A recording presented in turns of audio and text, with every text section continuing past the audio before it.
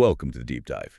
We're jumping right in today, wading through quite a bit of source material on personal branding. That's right. We're looking at modules 1 through 4 from AlphaZ Academy's career development programs. Yeah, these look like the real foundational stuff. Exactly. Think of it as the essential guide, the mechanics and the power behind building your brand. Okay, so our mission, really, is to unpack these for you, pull out the core ideas, give you that shortcut to understanding what a personal brand actually is. Why it matters so much right now, not just some buzzword. Right, and crucially, how you can start, actually crafting your own. And the material lays it out quite logically. We start with foundations, the what, then crafting your identity, the who, then figuring out your audience, the who for. And finally, the storytelling piece, the how you share it. It's quite a journey they've mapped out. Okay, let's start at the start then. Module 1. The sources give a pretty clear definition straight off, don't they? They do. Personal branding is the intentional practice of marketing yourself and your career. That word intentional feels key. It really is. It's not passive. Yeah. It's about actively highlighting what makes you unique, skills, values, personality. To build something specific. Yeah. And the outcome they stress is building trust, credibility, recognition. And it takes time, they say. Not an overnight thing. Definitely not. And they make a strong case for why it's essential now, especially in the, digital age. Right, the online presence point. Your brand is basically visible 24/7 on social media and elsewhere. Which is kind of intense. It is, always on.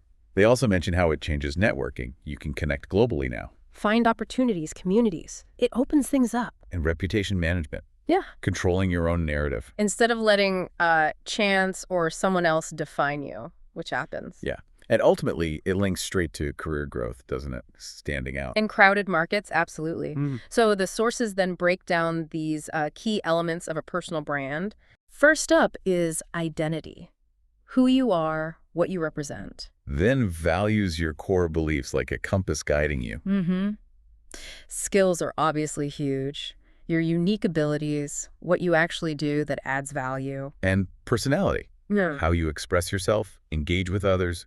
The human bit. Those 4 seem to be the cornerstones according to this material.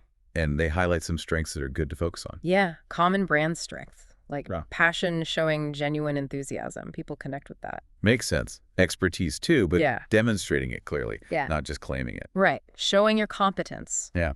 And reliability, that consistency in delivering quality, meeting commitments. That builds trust. Huge. Immense trust, yeah. So, okay, how do you even begin figuring this out for yourself? They suggest a practical first step, right? Yes. Assess where you are now. Do a quick audit. Look at your social media. Google yourself. See what's actually out there. What comes up? Exactly. And the goal isn't just, curiosity. It's to spot strengths you already have and find areas for improvement. And they list specific areas. They do. Areas for brand and improvement, like profile optimization, getting your bios, photos, cover images looking sharp and clear. Consistency across platforms. Yeah, cross-platform consistency, making sure your message and even your look and feel are reasonably uniform. So people recognize you. And content frequency. Right. Posting regularly, staying visible, staying engaged, top-of-mind stuff. Okay, so wrapping up Module 1, it's about being intentional. Understanding those core bits, identity, values, skills, personality, and then doing that reality check, auditing where you are now. That's your baseline, your starting point. Right. Okay, that sets the stage nicely.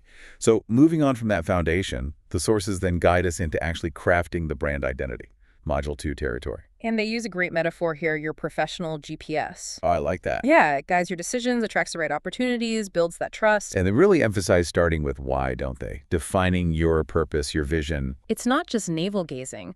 The sources frame it as practical, reflecting on your future impact, outlining a legacy you want to build. Sounds big, but important. And this leads into a really core concept.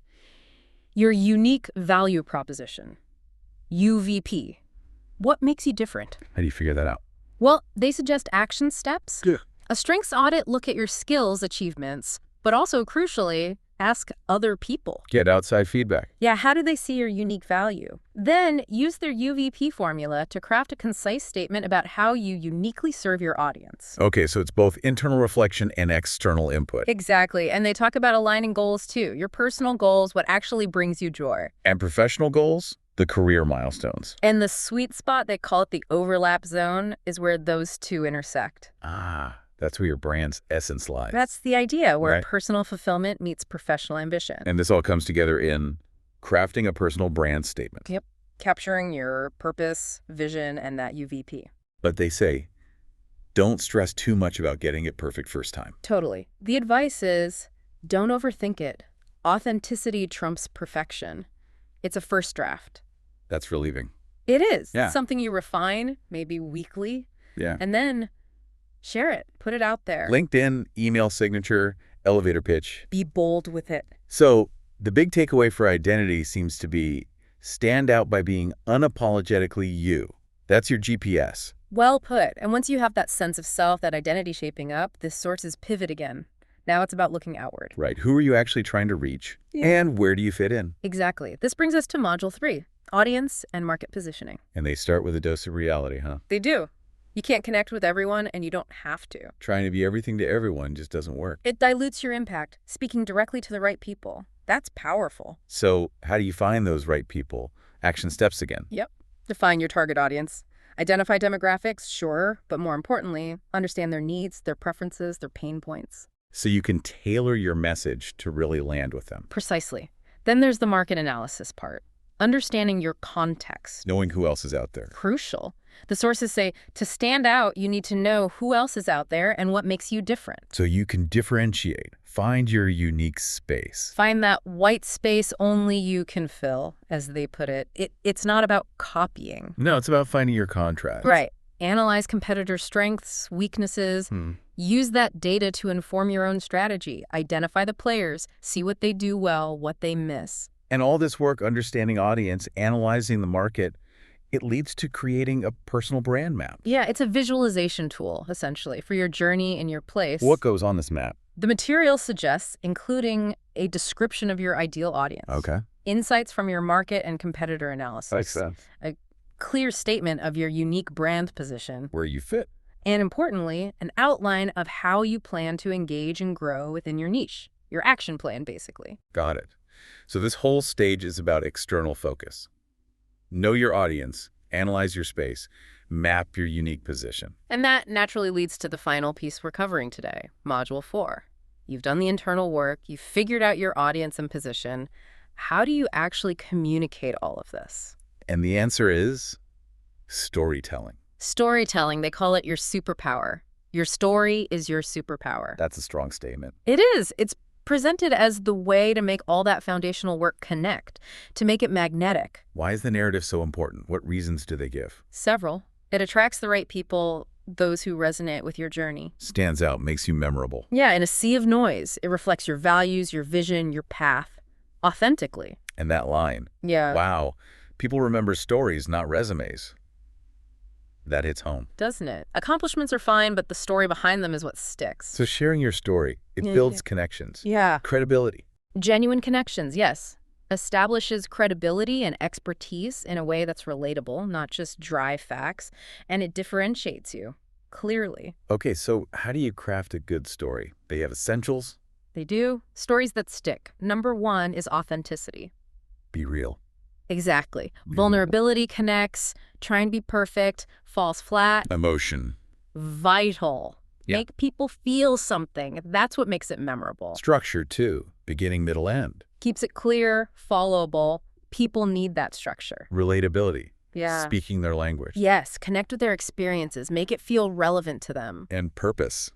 Know your point. Why are you telling this story? What should the listener take away? They highlight one specific structure, the before and after. Yeah, apparently it's really powerful because it shows transformation, change. Oh yeah, people love a transformation story. What's the format? Simple. The before challenges, struggles, the turning point, the moment of change, the insight, Yeah. and the after, what you became, how you help others now because of it. That gives a clear arc. I can see why that works. And they suggest crafting your broader brand story intentionally. Think about including... It's introduction. Who you are. Right. Your journey, milestones, challenges, lessons, your why, your motivation, your desired impact. What you do now. Yep. The now and the future, what's next, how others can engage or benefit. And this ties into the practical side, like the elevator pitch. Exactly. Your brand story, condensed, Quick, effective, Needs to be clear, compelling. and memorable. Maybe one unique detail that sticks. Is there a template? A really useful one. I help audience achieve result by using unique approach skill because I believe core value. Oh, that's super practical. You could fill that in pretty easily after doing the earlier work. Totally. And use it everywhere: LinkedIn, bio, website, intros. Okay, so story is the key to making the brand human, relatable, unforgettable. Builds that trust, that connection, makes it all click. Wow, okay.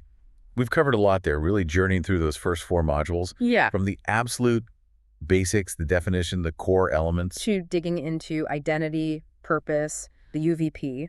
and then looking outward, audience, market positioning, that brand map idea. And finally, landing on the power of story, your superpower. Yeah.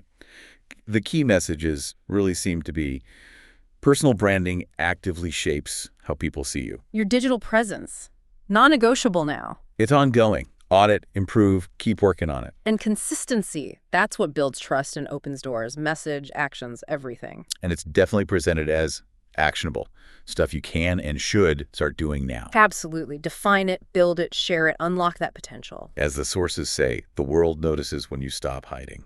And your story is your superpower. Powerful stuff. They leave us with a really good final thought, I think. Don't aim for perfect aim for human. The world needs your voice. So, thinking about all this, reflecting on the sources, the question for you, listen, is, what part of your story are you ready to share?